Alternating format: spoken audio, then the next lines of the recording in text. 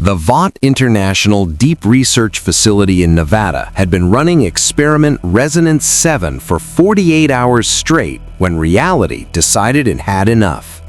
Dr. Sarah Chen watched her monitors spike into impossible numbers as the quantum resonance chamber, designed to enhance Compound V's molecular stability, began vibrating at frequencies that shouldn't exist in normal spacetime. "Shut it down!" she screamed, but her team was already scrambling. The chamber's containment field pulsed with energy that made their instruments scream. Then, somewhere between heartbeats, the fabric of the universe tore. It wasn't loud, it wasn't dramatic, it was simply a crack in existence, a wound in reality that bled light and energy across dimensional barriers. Through that crack, something fell. 3,000 miles away, in the heart of New York City's Times Square, tourists and locals alike stopped mid-stride as the sky above them rippled like disturbed water. The digital billboards flickered and died, car alarms shrieked in unison, and then, with the sound of thunder that never quite arrived, a woman plummeted from empty air. She hit the pavement hard enough to crater the street, sending cracks spiderwebbing across asphalt and concrete. Smoke rose from the impact point. Screams erupted. People ran expecting an explosion, a soup battle, another Homelander incident. But Android 18 simply stood up, brushed concrete dust from her denim vest, and looked around with cold blue eyes that had seen gods fight and planets shatter. Her infinite energy reactor hummed quietly in her chest, completely unaffected by whatever dimensional nonsense had just occurred. "Great," she muttered, studying the towering advertisements for Vought products, the massive screens showing perfectly posed heroes selling soft drinks and insurance. "Another Earth. Krillin's going to kill me." If you want to see more characters enter different universes, hit that subscribe button and drop the name of a character and the universe you'd want to see them in down in the comments below. Around her, phones were already recording. Within seconds, the footage would be uploaded, shared, analyzed. Within minutes, Vought International would know that something unprecedented had just arrived in their carefully controlled world. 18 ran a hand through her blonde hair and started walking, ignoring the gawking crowd. She'd been through dimensional portals before, one of the perks of being married to Earth's strongest human and friends with a prince of all sands. This was just another mess to sort out and hopefully a way home to find. What she didn't know yet was that this Earth's definition of superhero was about to collide very violently with someone who'd actually earned the title. Android 18 had been walking for 20 minutes when she realized this world was fundamentally wrong. The first clue was the billboard showing a blonde man in an American flag costume, his smile too perfect, his eyes too cold. Homelander saves Christmas, only on Vought Plus. Beneath it, another advertisement featured a woman with stars on her costume selling protein powder. Every screen, every poster, every bus that passed showed the same corporate-sponsored heroes. She'd stopped at a corner store and the cashier had barely looked up from his phone, completely unsurprised by a stranger walking in with concrete dust covering her clothes. When she'd asked about heroes, he'd laughed bitterly. "You mean the soups?" He'd gestured at a magazine rack displaying glossy covers of the Seven. "They're not heroes, lady, they're products. Vought International makes them with Compound V, markets them like action figures, and covers up their mess when they inevitably kill someone." 18 had bought the magazines with cash she'd found in her pocket, apparently dimensional travel converted currency, and found a quiet alley to read. What she learned made her jaw tighten. These soups weren't warriors who trained and fought and earned their power. They were created, enhanced as babies with an experimental drug, raised to be celebrities, controlled by a corporation that valued ratings over responsibility. The Seven, the premier superhero team. She studied their faces. Homelander, the leader with laser eyes and a god complex. Queen Maeve, the warrior woman who looked exhausted. A-Train, the speedster with a cocaine problem. the Deep, who apparently talked to fish and assaulted female colleagues. In her world, beings with this kind of power were either protectors like Goku and Gohan or threats that needed to be eliminated. These people were neither. They were advertisements with superpowers. Her android senses picked up the surveillance cameras tracking her movements, the way certain people in expensive suits kept appearing in her peripheral vision, always watching, always reporting back. She'd been on this earth for less than an hour, and already someone was paying attention. 18 crushed the magazine in her hand. She'd been a weapon once, created by Dr. Jiro to kill. It had taken years to become something more, a wife, a mother, someone who chose her own path. These soups were still trapped in their creator's vision, performing for cameras and quarterly earnings reports. The difference was she'd had Krillin to show her there was another way. Looking at this world's heroes, I wondered if any of them had been that lucky. Something told me the answer was going to make her very, very angry. The Vought International Strategic Response Division was designed to identify and neutralize threats to the corporation's market dominance within 30 minutes of detection. Ashley Barrett, newly promoted Senior Vice President of Hero Management, was staring at footage that had her timeline down to 30 seconds. "Play it again," she demanded, her fingers drumming nervously against her desk. On the screen, security footage from Times Square showed the impossible, a woman appearing from literally nothing, cratering the street on impact and walking away without a scratch. No Compound V signature, no prior database match, no corporate affiliation. "Collision force equivalent to a meteorite strike," her analyst reported, voice tight with professional concern. "But she just stood up. Our facial recognition software has nothing. It's like she doesn't exist." Ashley's phone buzzed, a text from Stan Edgar himself, which never meant anything good. "Conference room, now, bring the footage." 10 minutes later, she stood before Vought's executive board, the video playing on loop behind her. Stan Edgar watched with his characteristic calm, fingers steepled, reading the situation like a chess master evaluating a new piece on the board. "Unknown origin, unknown capabilities, unknown allegiances," he said quietly. "What we do know is that she's currently walking through Manhattan completely unsupervised, and every phone in Times Square caught her entrance. Social media is calling it a soup emergence. Some are saying it's Vought's newest hero." "It's not," Ashley interjected quickly. "We've checked every project, every trial. She's not ours."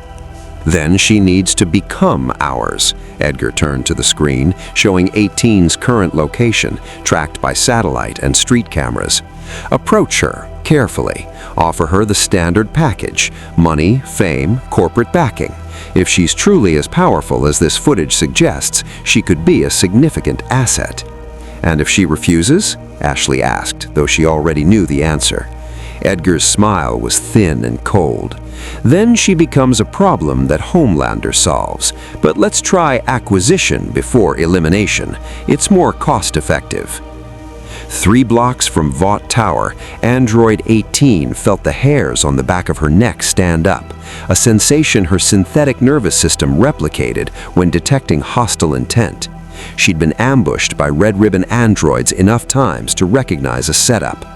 The black SUVs were subtle, professional, and closing in from 3 directions. Men and women in expensive suits, corporate smiles, and predatory eyes. She'd seen their type before, in every universe, the ones who believed everything had a price, including people. 18 stopped walking and waited. Time to see what this world's villains looked like when they wore business casual.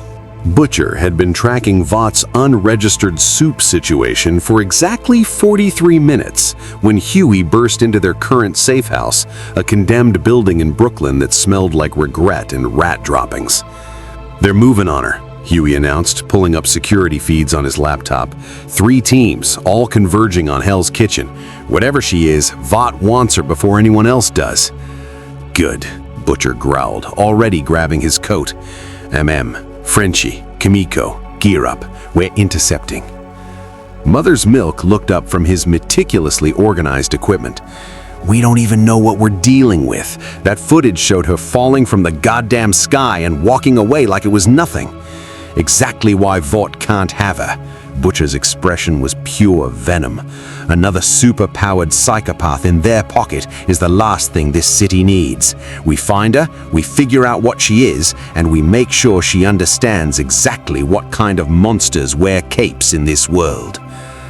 The intercept happened in a surprisingly quiet side street. Android 18 watched the corporate teams close in from 3 directions, their practiced coordination suggesting this wasn't their first forced recruitment. She was calculating response trajectories when a battered van screeched around the corner, cutting off one of Vought's vehicles. 4 people emerged, 3 men and a woman who didn't speak, but whose eyes held the kind of damage 18 recognized from every fighter who'd survived real wars. The apparent leader, tall, coat billowing, British accent thick with working-class rage, stepped forward. "Oi, love, I'm gonna take a wild guess that you're not interested in whatever these corporate cunts is selling." 18 raised an eyebrow. Well, this was different. The Vought team leader, a woman with aggressively professional hair and a smile that never reached her eyes, tried to maintain control. "Mr. Butcher, this is Vought business. The young woman needs to come with us for processing and registration as per federal soup laws. Federal laws that your company bloody well wrote. How about we let the lady decide for herself, unless you're planning to force her, which would be kidnapping, which would be very illegal." The standoff crystallized in the Manhattan afternoon. Corporate muscle versus ragged revolutionaries, with Android 18 standing in the middle, unimpressed by both sides. She'd seen this before, too. Different factions fighting over who got to control the weapon. Nobody ever just asked what the weapon wanted. "I have questions," 18 said flatly, her voice cutting through the tension. "Whoever gives me straight answers gets 5 minutes of my time. Whoever tries to grab me gets their arms broken. Simple enough?" Butcher's grin was feral and approving. "I like you already. Our place has terrible coffee but honest answers. These wankers offer great coffee and nothing but lies. Your choice." 18 studied both groups. The corporate team's hands were drifting toward weapons, tranquilizers probably, or something designed to subdue soups. Butcher's crew looked ready to fight, but hadn't drawn anything yet. Their body language read as defensive, protective even, rather than predatory. More importantly, Butcher's eyes held the kind of hate that came from personal loss. She'd seen it in Vegeta's face when he talked about Frieza, in her own reflection when she remembered Dr. Gero. That was the look of someone who'd lost everything to the powerful and refused to forget. "You buying?" she asked Butcher. "Absolutely not. We're skint." "Good. People who try to buy me usually regret it." She walked toward the van, ignoring the corporate team's protests. "You've got 5 minutes. Make them count." The safe house smelled like stale beer and broken dreams, but at least Butcher hadn't lied about the answers. For the past 20 minutes, the boys had been explaining Vought International, Compound V, and the systematic corruption of everything this world called heroism. Android 18 listened in silence, her expression growing colder with each revelation. "So let me get this straight," she said finally.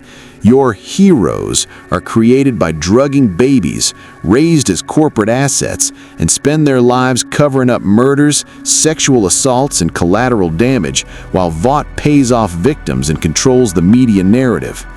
"That's the sanitized version," MM confirmed, sliding a folder across the table. "We've got documentation on 43 civilian deaths directly caused by the 7 in the past 2 years alone, all buried, all forgotten." 18 flipped through the files. Flight 37, Homelander letting a plane full of people die rather than admit he couldn't save them. Collateral victims of A-Train's reckless speeding. Queen Maeve's deliberate negligence, the Deep's assaults. It read like a criminal dossier, not a hero roster. "And this Homelander," she said, studying a photo of the blonde man from the billboards, "he's supposed to be the strongest? Strongest, fastest, most dangerous soup alive. He's got Superman's powers and a toddler's emotional control. When he's angry, people die. When he's bored, people die. When he's feeling patriotic, people definitely die. He's also, Butcher added with particular venom, a company man through and through. Vought made him, raised him in a lab, and he's been their perfect product ever since. The American flag with a god complex and laser eyes. 18 set down the files. In her world, she'd fought beings that could destroy planets. Frieza, Cell, Majin Buu, gods of destruction. But those were honest threats. They didn't pretend to be heroes while terrorizing the innocent. They were monsters who at least had the decency to look like monsters. "You want me to kill him," she said flatly. The room went silent. Butcher's expression flickered with something that might have been hope. "I want," he said carefully, "for someone to finally make him feel what every person he's terrorized feels. Fear, powerlessness, the understanding that there's something in this world stronger than him." 18 stood, walking to the window overlooking the city. Somewhere out there, Homelander was probably posing for cameras, selling products, playing hero while being anything but. She thought of Krillin, of Marin, of the life she'd built after choosing to be more than Dr. Jarrow's weapon. "I'm not a hero. I was built to kill, and I'm very good at it, but I don't murder on request. I'm not asking you to be a hero. I'm asking if you're willing to stop a monster." Before 18 could respond, every phone in the room buzzed simultaneously. Huey checked his laptop and went pale. He knows. Homelander knows she's here. He just went live on Vought News saying he's personally welcoming New York's mysterious new superhuman to the city. Huey turned the screen around. On it, Homelander smiled at the camera with all-American charm and absolutely dead eyes. "He's inviting you to Vought Tower, tonight, live broadcast." Huey looked at 18. "He wants you to meet him publicly so you can't refuse without looking like a threat." 18's expression didn't change, but her eyes gleamed with something that made even Butcher take a step back. She'd seen this game before, the powerful, demanding submission disguised as invitation. "Good," she said quietly. "I have questions for him, too." Vought Tower's executive conference room had witnessed countless negotiations, acquisitions, and carefully orchestrated character assassinations. What it hadn't witnessed, Ashley Barrett thought desperately, was Homelander pacing like a caged predator, while Stan Edgar watched with his characteristic, unreadable calm. "She refused our initial contact," Ashley reported, her hands trembling slightly. "Went with Butcher's group instead. We're tracking their location, but nothing," Homelander interrupted, his voice tight with forced cheerfulness that everyone in the room recognized as barely contained rage. "She's clearly confused, new to the city, doesn't understand how things work here. That's why I'm going to personally welcome her, show her what real heroes look like." Edgar's expression never changed. "Your live broadcast invitation was impulsive. It was strategic." Homelander's smile was all teeth. "Now she has to come. If she doesn't, she looks dangerous, uncooperative. We control the narrative either way." What Homelander didn't say, what everyone in the room understood, was that he was terrified. The footage showed someone surviving an impact that should have been fatal, walking away from forces that would have liquefied a normal human. And she'd done it without Compound V, without Vought, without needing them at all. That made her either the greatest acquisition opportunity in Vought's history or a threat that needed immediate elimination. "Offer her everything," Edgar instructed Ashley. "Movie deals, merchandising, a place on the Seven. Make it clear that cooperation with Vought is the only path to legitimacy in this country." "And if she still refuses?" Ashley asked, though she dreaded the answer. Edgar and Homelander exchanged a look. "Then she's a rogue soup," Edgar said calmly, "and we handle rogue soups according to protocol." 3 miles away, in the safe house, Android 18 was receiving a very different briefing. Frenchie had pulled up everything he could find on Vought Tower's security systems, while Kimiko signed rapidly, her expression concerned. "She says you're walking into a trap," Huey translated. "Vought Tower is designed to contain and neutralize hostile soups, reinforced walls, sonic weapons, neural disruptors." "Good for them," 18 interrupted. "None of that will work on me." "You don't understand," said, his voice hard with experience. "Vought doesn't play fair. They'll smile, offer you money and fame, make it sound like you're joining a family. Then the moment you're useful, they own you, and the moment you're not useful, they disappear you." 18 stood, checking her reflection in a cracked mirror. She looked the same as she had that morning. Blonde hair, cold eyes, denim vest over a black shirt. No costume, no corporate branding, no pretense of being anything other than what she was. "I've been owned before," she said quietly. "Dr. Jarrow built me to be a weapon, programmed me to kill without question. It took years to break that conditioning, to choose my own path." She turned to face the boys. "These soups you're talking about, they're still in the cage. They just don't realize it's made of money and cameras instead of bars." "So what are you going to do?" Butcher asked. 18's smile was cold and sharp. "I'm going to Vought Tower. I'm going to hear their offer, and then I'm going to show them exactly what happens when someone who's genuinely powerful doesn't need their permission to exist." "That's going to start a war," Huey said nervously. "Good," replied 18, heading for the door. "Maybe it's time someone reminded these heroes what actual consequences feel like." Vought Tower's lobby was designed to intimidate. Soaring ceilings, massive screens showing the Seven's greatest hits, tourists snapping photos of hero statues. Android 18 walked through it like she was strolling through a shopping mall, completely unimpressed by the corporate grandeur. Security tried to stop her at the elevators. She looked at them until they moved. The elevator ride to the executive floor was accompanied by a video message from Homelander himself, his smile wide and welcoming. "Can't wait to meet you. America loves a hero." The conference room was everything she expected. Expensive furniture, floor-to-ceiling windows overlooking Manhattan, a perfectly diverse panel of executives in designer suits, all wearing the same practiced smile. And at the head of the table, Homelander himself, standing with arms crossed, his cape draped perfectly for the hidden cameras she could sense throughout the room. "Welcome!" Ashley Barrett stepped forward, hand extended. "We're so excited to meet you. I'm Ashley, Senior VP of Hero Management, and—" "Let's skip the performance," 18 interrupted, walking past her outstretched hand.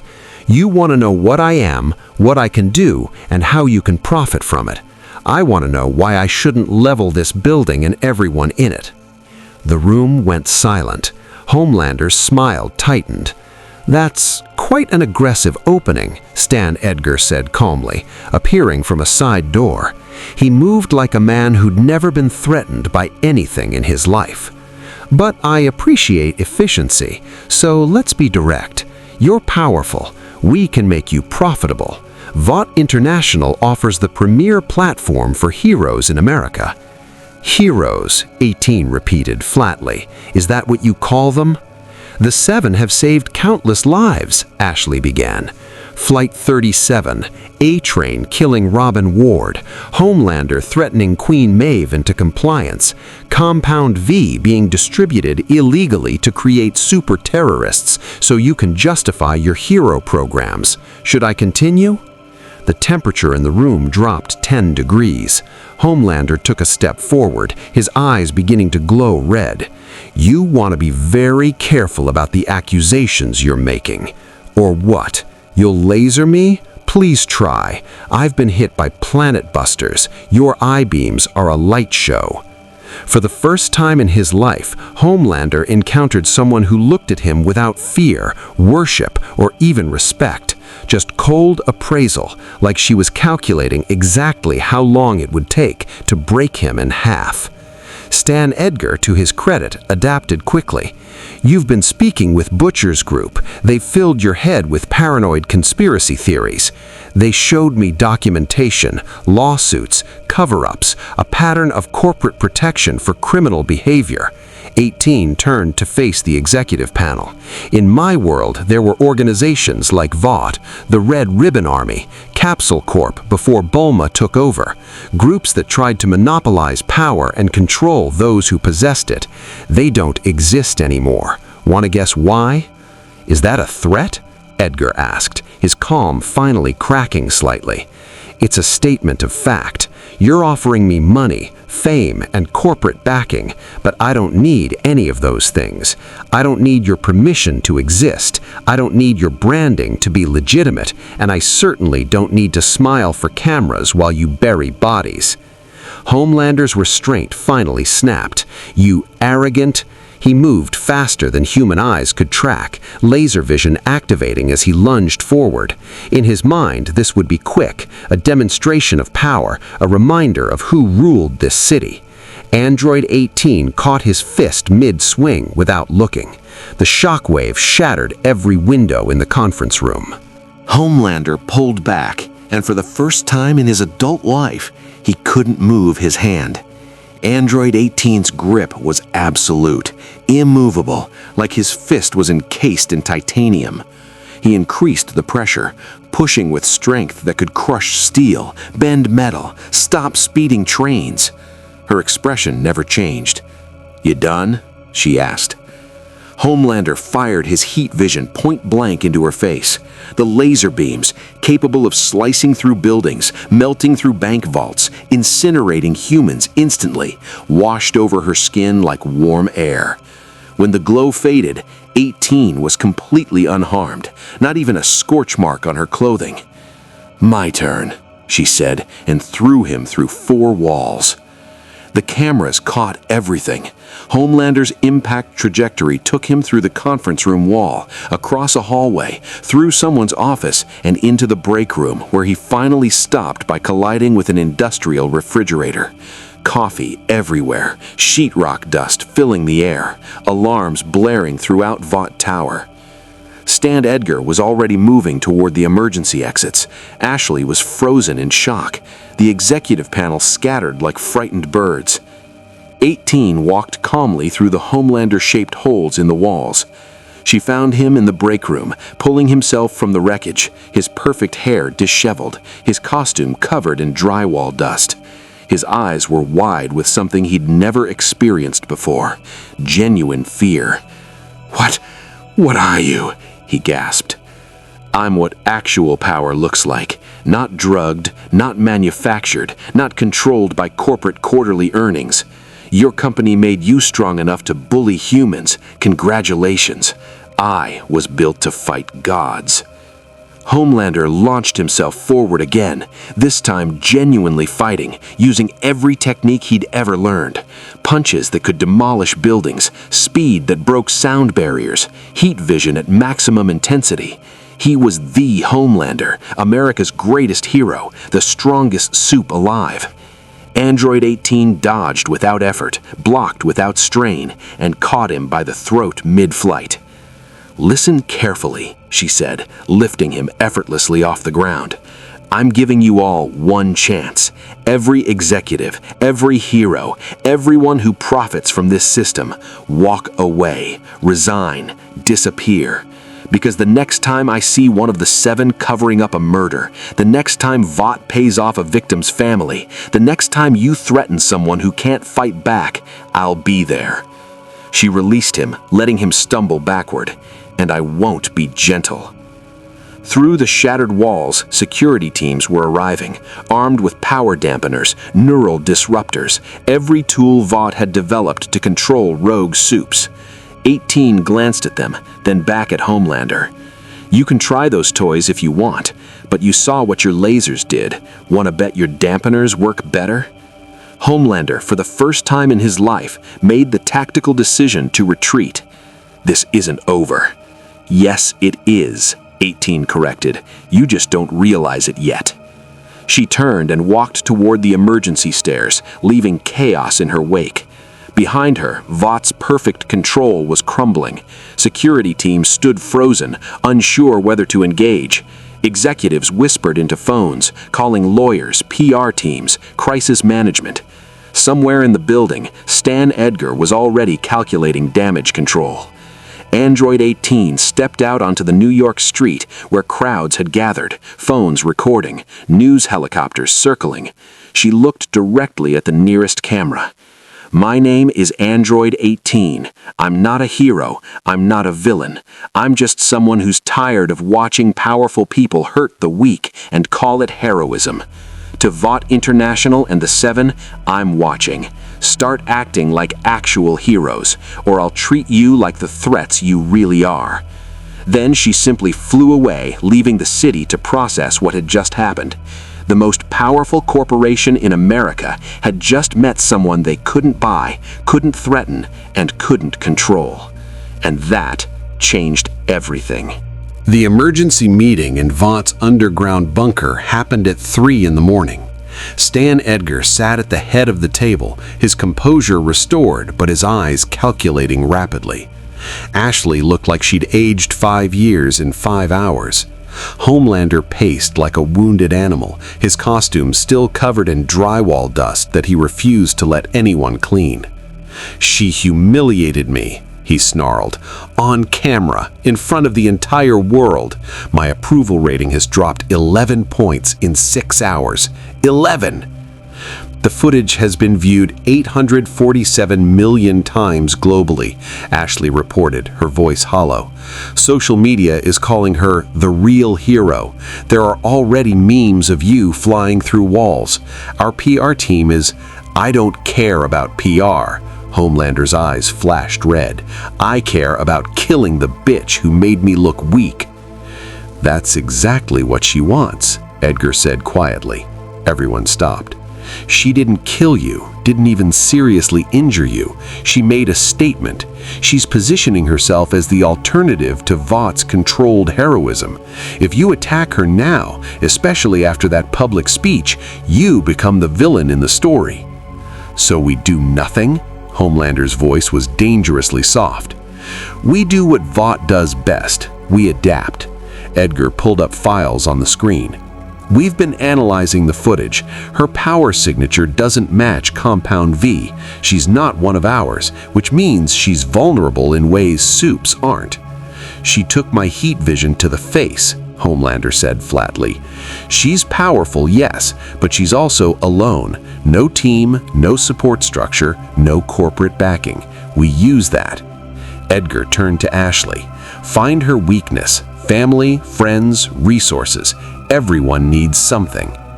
In the safe house across the city, the boys were having their own crisis meeting. Butcher was grinning like Christmas had come early, while MM and Huey looked considerably more worried. "She bloody did it," Butcher laughed, replaying the footage for the 5th time. "Tossed Homelander like a rag doll. I'm gonna kiss her." "She also just declared war on the most powerful corporation in America. Vought won't take this lying down. They'll come after her with everything." "Let them," 18 said from the doorway, having returned through the window. "I've faced worse." Huey pulled up news feeds. "It's not just Vought. Half the country thinks you're a threat. The other half thinks you're a hero.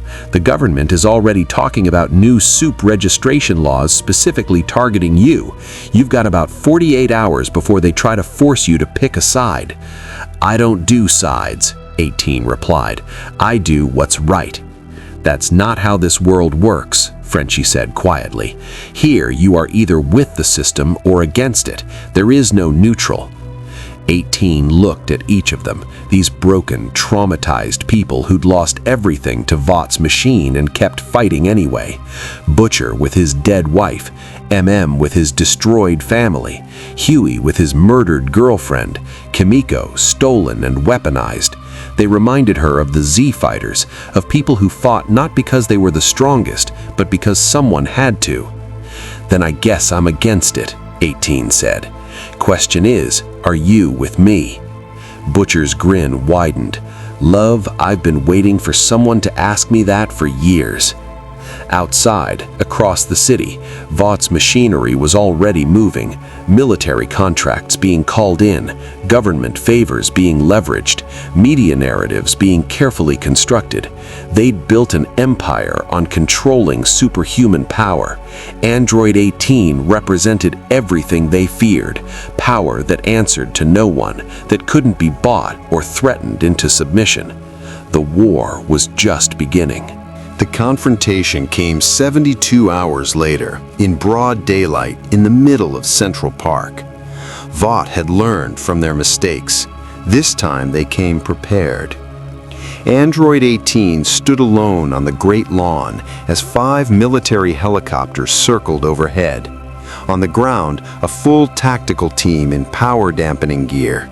Behind them, 3 members of the 7, Homelander, Queen Maeve, and Black Noir, all looking considerably more serious than their usual public appearances. And behind them, live news cameras broadcasting to the world. Android 18, a government official spoke through a megaphone. Under the Federal Superhuman Registration Act, you're required to register your abilities and submit to government oversight. Failure to comply is a felony. I don't recognize your authority, 18 called back. I'm not a citizen of this country. I'm not even from this universe. Your laws don't apply to me. Then you're an illegal alien with weapons-grade capabilities, Homelander said, floating forward. He'd practiced this speech, she could tell, probably had a team write it. Which makes you a threat to national security. I'm a threat to corporate tyranny, 18 corrected. There's a difference. The tactical team activated their dampeners, electromagnetic pulses designed to disrupt soup nervous systems, cause pain, disorientation, force compliance. The waves hit 18 and did absolutely nothing. Her android physiology didn't rely on biological nerves or compound V-enhanced cells. Phase 2, the official ordered. Black Noir moved first, faster than human eyes could track. Queen Maeve came from the other side, her warrior training evident in every movement. Homelander hung back, learning from his previous encounter.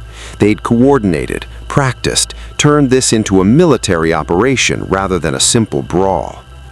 18 sidestepped Noir, deflected Maeve's sword with her forearm, and created a key barrier that sent them both sliding backward across the grass. I don't want to hurt you. You're victims of this system too. We're heroes, Homelander shouted, firing his heat vision. 18 caught the beam with one hand, absorbing the energy into her infinite reactor. You're products. There's a difference. She moved then, not to kill, but to demonstrate.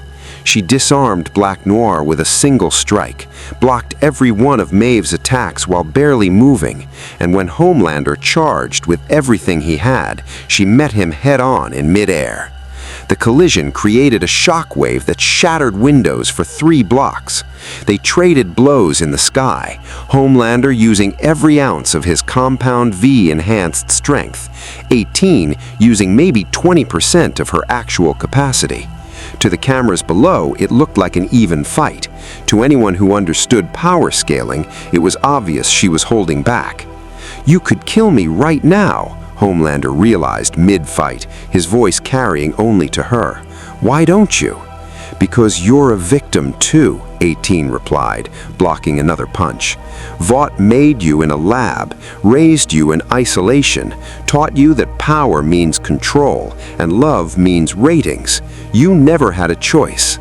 She caught both his fists, holding him suspended in midair. Below, the cameras captured everything. But you have one now. Keep being their weapon, keep terrorizing people who can't fight back, keep pretending corporate sponsorship makes you a hero, or walk away, be free, actually earn the title. I am Homelander, he said desperately. I'm the world's greatest hero. No, 18 said sadly. You're the world's greatest product, and you don't even know the difference. She released him, letting him fly backward. Below, the tactical team was calling for backup. Maeve was staring at her with something like understanding, and Black Noir was already retreating. The demonstration was over. 18 descended to the ground and looked directly at the cameras. I'm not here to replace the 7. I'm not here to start a new team. I'm just here to show people what power looks like when it isn't for sale, when it can't be bought, threatened, or controlled by corporate quarterly earnings. She turned to leave, then paused. And to anyone at Vought listening, I'm done warning you. Next time one of your heroes murders someone and you cover it up, next time you drug another baby with Compound V, next time you prioritize profit over people, I won't be gentle. She flew away, leaving chaos in her wake. The footage would be analyzed for weeks. Conspiracy theories would spread. The government would debate new laws. Vought would strategize new approaches. But the message was clear. The rules had changed. Power in this world had been monopolized, commodified, and controlled for too long. Android 18 had just broken the monopoly. In the weeks that followed, the world began to shift in ways both subtle and profound. Vought's stock price fluctuated wildly as investors questioned the company's ability to maintain control. 3 members of the 7 quietly entered therapy. Compound V trials were leaked to the press, forcing congressional investigations. And across America, people who'd been victimized by soups started speaking up, emboldened by the knowledge that someone existed who couldn't be bought off or threatened into silence. Android 18 never joined the boys officially, but she worked with them when their goals aligned.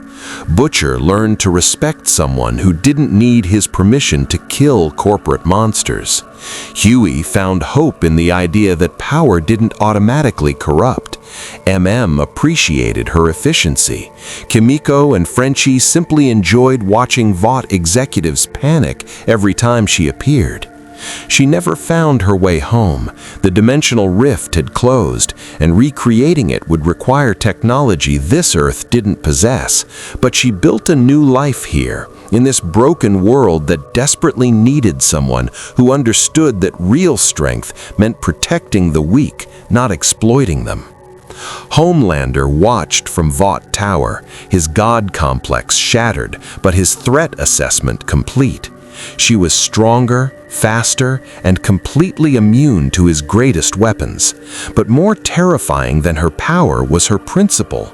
She genuinely believed in justice over profit, in protecting the innocent over maintaining market share. She was everything he pretended to be. And somewhere in the darkness of the corporate machine, Stan Edgar was already planning. Because if there was one thing Vought International understood, it was that everything had a price. Everyone had a weakness. They just hadn't found Android 18s yet. But they would keep looking. Because in this world, power that couldn't be controlled was the most dangerous threat of all. May the Force be with you. More stories await.